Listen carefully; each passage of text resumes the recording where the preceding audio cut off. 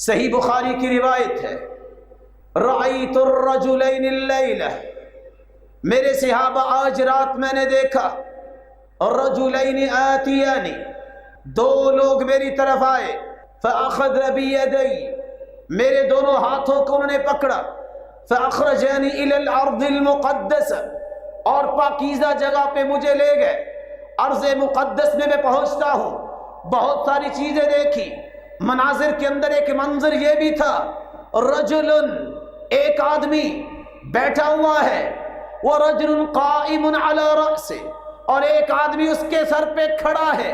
بیدہ کلوب من حدید، اس کے ہاتھ میں لوہے کی سلاخ ہے، فیشرشر شدقہ الی قفا، وعینہ الی قفا، واذنہ الی قفا، اس کے منہ میں ڈالتا ہے وہ لوہے کی سلاخ اور باچھوں کو چیرتے ہوئے گدی تک لے جاتا ہے، وانفہ الی قفا، اس کی ناک میں ڈالتا ہے، چیرتا ہوا گدی تک لے جاتا ہے،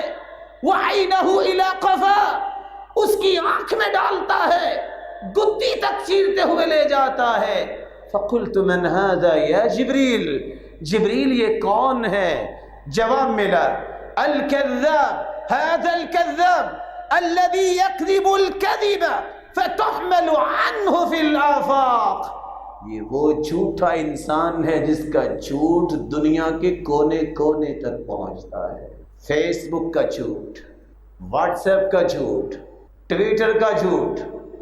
میل کر دینے والا شخص، اور چینلز پہ بیٹھ کے جھوٹ بولنے والا،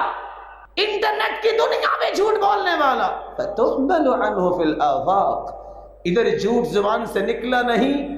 ادھر اٹلی کے آخری کونے تک جہاں سے آگے پانی شروع ہو جاتا ہے وہاں سے کال آتی ہے، یہ کیا بول رہے ہو، یہ تو حدیث میں نہیں آیا، جھوٹ ہے۔